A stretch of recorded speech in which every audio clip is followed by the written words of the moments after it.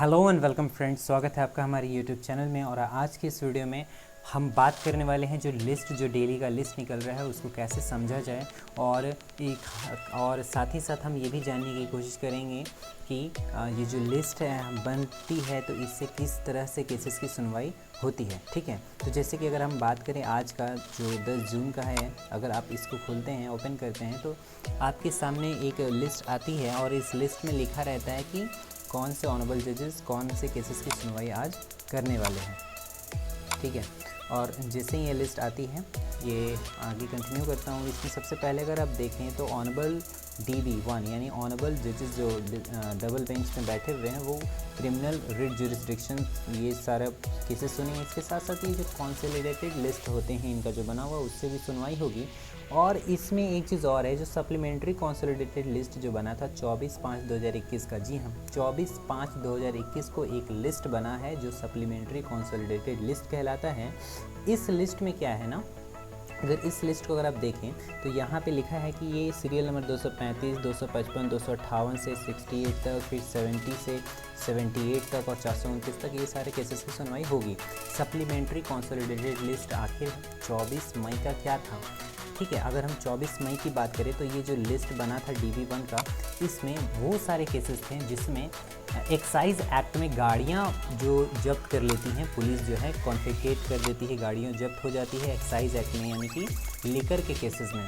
ठीक है, शराब के केस में अगर आपकी कोई गाड़ी जब्त हो जाती है तो आप गाड़ी को रिलीज़ कराने के लिए हाई कोर्ट जब जाते हैं तो आपको एक रिट फाइल करना होता है। ठीक है, तो रिट फाइल करके ही आप जो है अपनी गाड़ी को रिलीज़ कराते हैं। हालांकि इस पर ऑनरेबल पटना हाई कोर्ट का बहुत सारे जजमेंट्स आए हैं।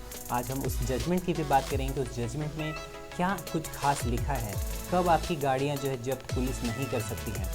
खास करके एक्साइज एक्ट को जानेंगे, थोड़ी सी, ज़्यादा नहीं, बस थोड़ा सा लंबा होने वाला है वीडियो को अंत तक ज़रूर देखिएगा। और इसमें हम ये भी बात करेंगे कि जो भी यहाँ पे आप देख रहे हैं ये सारा जो ऑनरेबल DB सुनते हैं सप्लीमेंट्री, ये इनका जो लिस्ट बना हुआ है बहुत लंबा है। हालांकि अभी तक 200-250 तक सुनवाई का यहाँ तक सुनवाई हो चुकी है।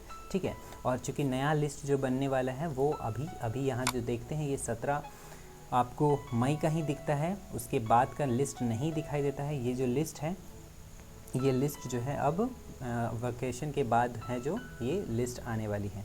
ठीक है, वेकेशन के बाद फ्रेश लिस्ट आएगी, फिर आपको वो समझा दिया जाएगा। तो चलिए पहले समझ लेते हैं ये नोटिस क्या था आगे। तो नोटिस में अगर आप देखें तो इसमें जैसे ये सारे, ये तो हो गए एक्साइज एक्ट वाले, आपको तो समझ में आ ही गया है। ठीक है, अगर आप सेकंड में बात करें, मिस्टर जस्टिस आसानुद्दीन अमानुल्लाह के कोर्ट में ये सीरियल नंबर 177 तक पहुंच चुके हैं। जी हाँ, सीरियल नंबर 177 तक पहुंच चुके हैं। यहाँ पे अगर आप देखें जो डेली लिस्ट अगर आप निकाल सकते हैं तो 17 मई का भी खोल कर आप रख लीजिए, और इसको अगर आप रख लेते हैं तो ये आपका बहुत ही आसानी होगा समझने में। ठीक है, जैसे मैं आपको खोल के रख देता हूँ, यहाँ पे मैंने इसका कैप्चा कोड लिख लिया 279। जैसे ही खुलती है मैं आपको आगे समझाता हूँ इसमें। तो 177 तक आप जो देखे थे, ये जो है 177 तक सुनवाई हो चुकी थी। ठीक है, उसी में कंटिन्यू करते हैं। तो उसके बाद जो केसेस की सुनवाई है वो होने वाली है, और साथ ही साथ कंसोलिडेटेड लिस्ट जो है उससे भी केसेस की सुनवाई हो रही है। ठीक है, देखिए यहाँ जो कंसोलिडेटेड लिस्ट बना हुआ है, ये तो है ही, डेली लिस्ट से यहाँ तक पहुँच गया है, उसके आगे का सुनवाई होगा। ठीक है, उसके साथ साथ जो कंसोलिडेटेड लिस्ट है, इनका जो एक लिस्ट बना था कंसोलिडेटेड लिस्ट, उस लिस्ट से भी केसेस की सुनवाई हो रही है। ठीक है, तो अगर ऑनरेबल जस्टिस अमानुल्लाह की बात करें तो वो खास करके बेल के मैटर ज़्यादा देखते हैं। ठीक है, एंटिसिपेटरी बेल हो या रेगुलर बेल, हालांकि अभी एंटिसिपेटरी बेल का ज़्यादा इनके पास पिटीशन पेंडिंग है। ठीक है, तो इसमें भी अभी कंसोलिडेटेड लिस्ट पे आ गए हैं, तो ये थोड़ी खुशी की बात है कि कोर्ट थोड़ा सा फास्ट है इस मामले में। ठीक है, अगर आप इसी में स्क्रॉल करते हुए पेज नंबर देखिए, पेज नंबर कैसे देखा जाए, यहाँ पे अगर आप नीचे आते हैं तो ये जो है डेली लिस्ट है, सारे ऑनरेबल जजेस के डेली लिस्ट होते हैं। हालांकि ऑलमोस्ट सारे जजेस के समाप्ति हो गए, कुछ ऑनरेबल जजेस के बाद बचे हैं जिन्होंने अभी तक सुनवाई नहीं करी है। ठीक है, अभी बहुत सारे जजेस जो हैं वो कंसोलिडेटेड लिस्ट में आ चुके हैं। यहाँ पे जैसे कि अभी बात कर रहे हैं ऑनरेबल मिस्टर जस्टिस आसानुद्दीन अमानुल्लाह, इस लिस्ट से सुनवाई कर रहे हैं, कंसोलिडेटेड लिस्ट से 327। अगर आप पेज नंबर निकालें यहाँ से, जैसे स्क्रॉल करते हुए नीचे आएंगे 327 में, तो आपको आपके सामने जो है इनका कंसोलिडेटेड लिस्ट सामने खुल जाएगा और यहाँ पे आप देख पाएंगे कि ये जो है इस लिस्ट में भी कौन कौन से केसेस की सुनवाई पहले करेंगे। देखिए कंसोलिडेटेड लिस्ट में जैसे ही आपका कोई केस आ जाता है तो आप मेंशन ज़रूर कर ले केस को मेंशन करिएगा, तो आपका केस जो है अर्जेंट जल्दी सुनवाई हो जाएगा अर्जेंट में, ठीक है। तो जैसे कि लिस्ट में आ गया कंसोलिडेटेड लिस्ट में, आपको मेंशनिंग करते समय ये रीज़न आपका मेडिकल ग्राउंड पे होना चाहिए, ठीक है। मेडिकल ग्राउंड के अलावा भी बहुत सारे रीज़न्स होते हैं, आप अपने एडवोकेट को बोलेंगे तो वो आपके लिए अप्रोप्रिएट रीज़न भी बताएंगे, जो आपका जो वैलिड रीज़न होगा वो आपको समझाएंगे कौन से रीज़न वैलिड होते हैं, सही मायने में उसको कोर्ट कंसिडर करती है, वो आपके एडवोकेट भी बताएंगे। तो अगर वो रीज़न अगर आप मेंशन करते हैं, मेंशन करने के साथ साथ ये चीज़ अगर आप ध्यान दें कि आपका लिस्ट में कौन से सीरियल नंबर पे, ये ज़रूर आप अपने ऑनरेबल जजेस को भी मेंशन करते समय उस में लिखें कि आपका कौन से नंबर पे है केस। इससे क्या होता है, उनको समझने में भी आसानी होता है। अच्छा, ये मान लेते हैं कि सीरियल नंबर 7 को सुनने के लिए आया है, ठीक है, तो ये कौन सा केस है, अपना पार्टी नाम लिख दीजिए, सेक्शन वगैरह में नहीं लागू होता है, ठीक है, इसका रीज़न क्या है वो सारा आप लिख सकते हैं, ठीक है। अर्जेंट सुनवाई, अर्जेंट हियरिंग के लिए आप डाल सकते हैं पिटीशन मेंशनिंग करने के लिए, पिटीशन नहीं, इसको मेंशनिंग करने के लिए मेंशनिंग स्लिप है, ठीक है। तो ये कंसोलिडेटेड लिस्ट से सुनवाई कर रहे हैं, ये थोड़ी अच्छी बात है।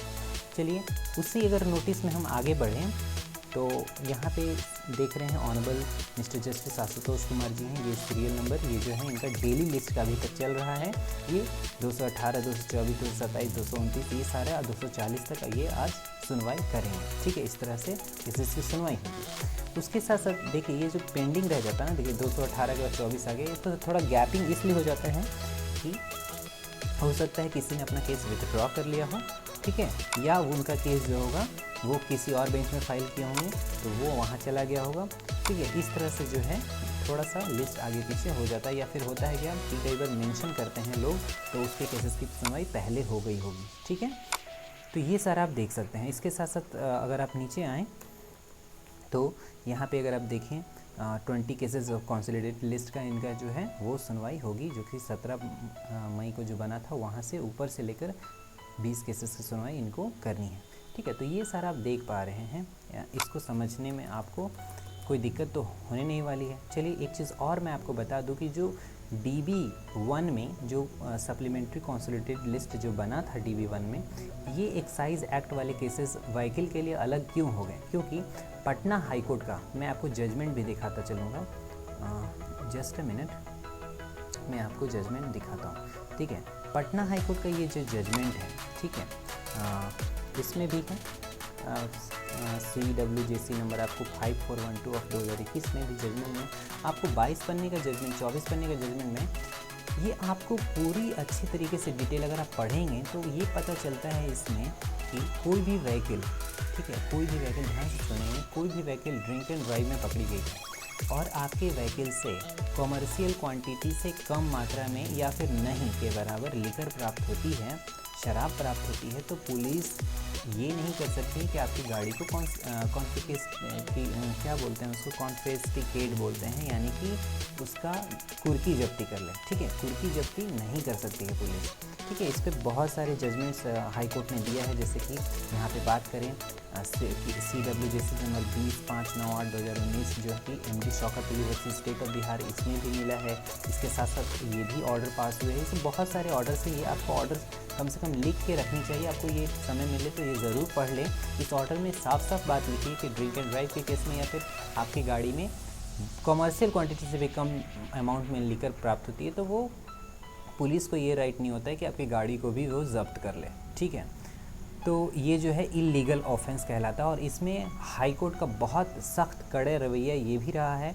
हाई कोर्ट ये कह चुकी है, यहाँ तक कि कई बार जो है फ़ाइन भी लगा चुकी है, पटना हाई कोर्ट जो है फ़ाइन भी लगा चुकी है और ख़ास करके डिस्ट्रिक्ट मजिस्ट्रेट को भी ये ऑर्डर किया गया है कि आप जो है व्हीकल को सीज़, कोई आती है व्हीकल तो अगर इस ड्रिंक एंड ड्राइव में है तो उसको रिलीज़ करें। देखिए जैसे आप देखें यहाँ पे हाई कोर्ट को, तो यहाँ पे देखिए लिखा है कि इंटरिम ऑर्डर डेटेड इतना इतना को पास हुआ था रिलीज प्रॉपर्टी के लिए, ठीक है, या फिर व्हीकल हो, लैंड हो, हाउस हो, shall continue to remain in operation till such time proceeding up to the stage of initiation confiscatory proceeding and its culmination as filing, ठीक है। ये सारा अगर आप पढ़ेंगे ध्यान से तो इसमें लिखा है it goes without saying that property shall be maintain and retain in its original condition not destroyed in any manner और कैरेक्टर चेंज। कहने का मतलब प्रॉपर्टी जो होती है या कोई व्हीकल है उसका कैरेक्टर चेंज नहीं होना चाहिए, मतलब वो गाड़ी सड़ गल नहीं जानी चाहिए, उसका वैल्यू कम हो नहीं हो जाना चाहिए, ठीक है, उसको संभाल के रखना होगा, ठीक है। इसके साथ साथ इसमें और भी बहुत सारे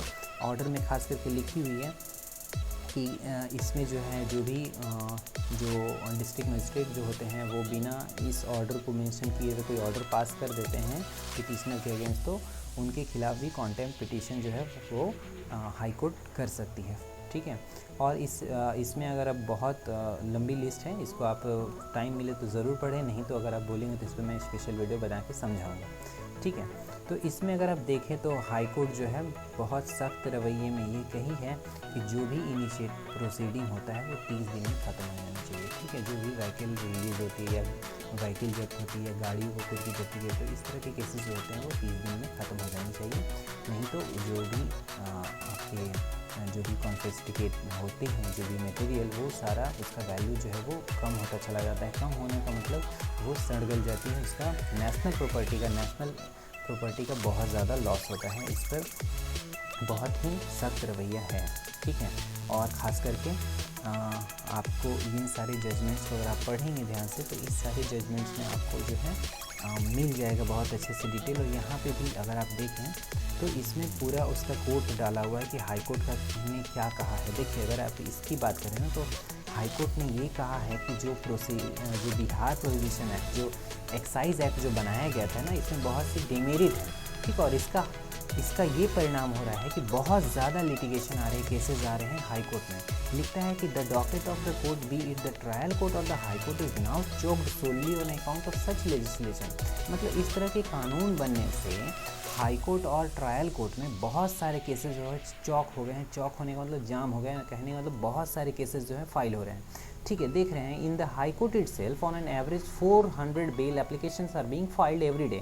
मतलब पटना हाई कोर्ट ये कहती है कि हमारे यहाँ ही सिर्फ डेली 400 बेल एप्लीकेशन फाइल होती है, चाहे वो एंटिसिपेटरी बेल हो या रेगुलर बेल हो। किसके एवज में? ये सारे एक्साइज एक्ट में ही 400 बेल डेली आ रहा है, ये हाई कोर्ट का खुद का कहना है, ठीक है। उसके बाद कहते हैं कि जो पोजीशन है लोअर कोर्ट का वो भी बहुत ज़्यादा, देखिए लिखा है position in the lower court is verse, उसका भी कंडीशन ख़राब ही है, वहाँ भी बहुत सारे केसेस आते हैं।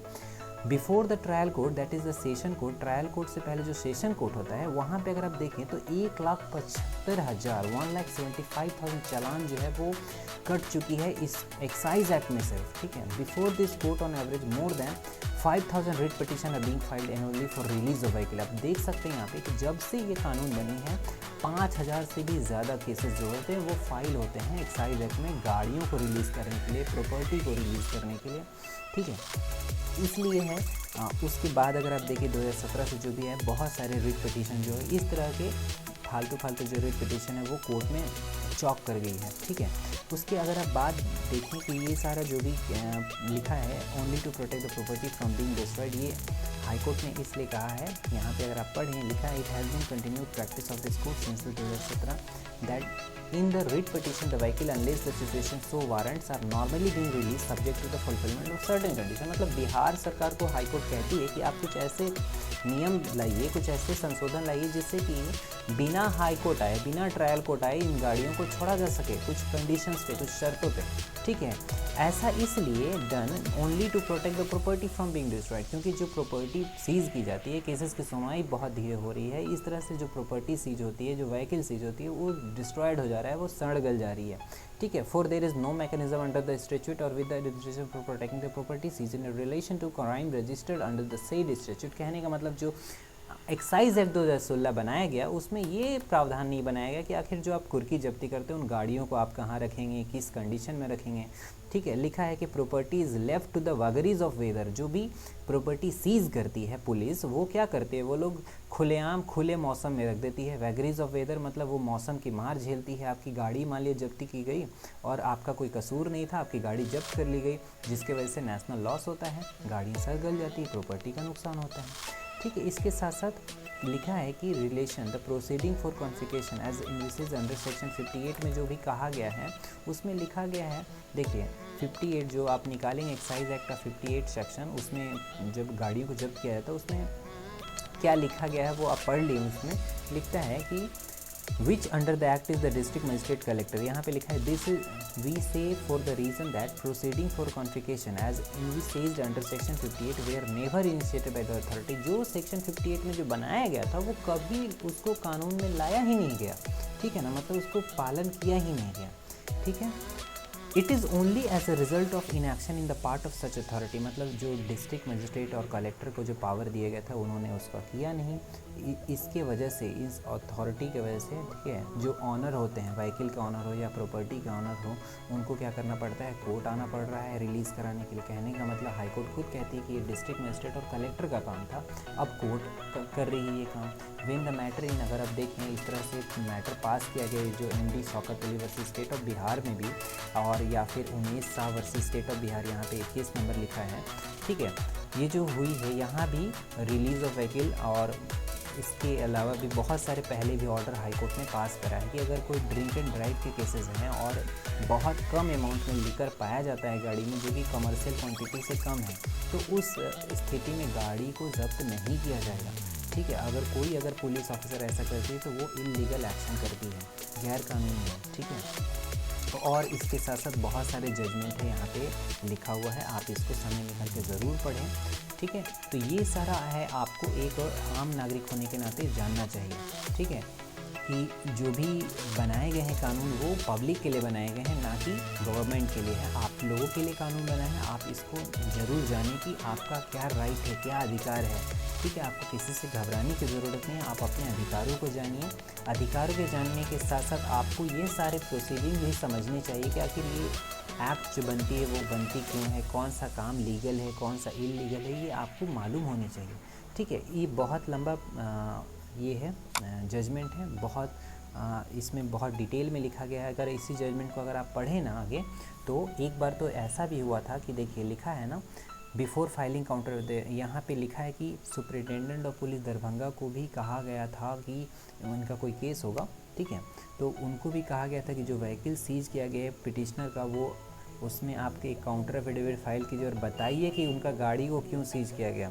यहाँ तक कि SP पर भी जो है वो डायरेक्ट उनको कहा गया था कि आप खुद उस पर एफिडेविट पे साइन कीजिएगा, ठीक है ना। यहाँ पे अगर आप पढ़े तो मिलेगा आपको। और ये भी कहा गया था कि जो भी गाड़ी सीज हुई है बिना मतलब का, तो उसको कॉम्पनसेशन भी मिलना चाहिए। और ये जो कॉम्पनसेशन कौन देगा, देखिए लिखा है, it further goes without saying that after considering all the fact including counter affidavit, मतलब हाईकोर्ट जो सारे फैक्ट पे कंसीडर करती है, सारे तथ्यों पे ध्यान दे करके, यहाँ तक कि काउंटर एफिडेविट जो फाइल किया था अपोजिट पार्टी ने उसको भी पढ़ा।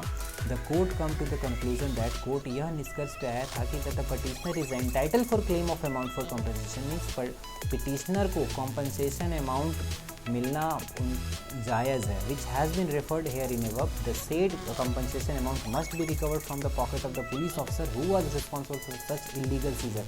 जो इलीगल सीजर करते हैं पुलिस ऑफिसर पे, उस पर हाई कोर्ट जो है बोला कि आपको ये कॉम्पनसेशन अमाउंट भरना ही भरना होगा, ठीक है। ये कॉम्पनसेशन अमाउंट अगर आप पढ़ें तो ये 75,000 का था, ठीक है।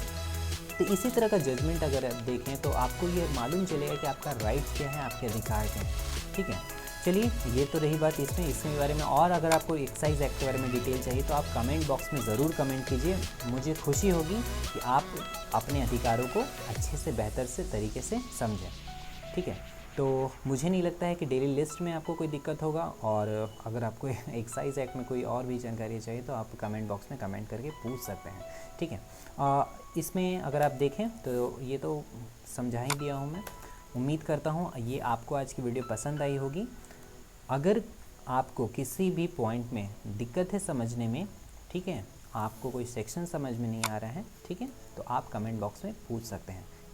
इसके साथ साथ वीडियो को अंत तक देखने के लिए आपका बहुत बहुत शुक्रिया। बने रहिए हमारे साथ, मिलते हैं अगले वीडियो में, तब तक के लिए जय हिंद।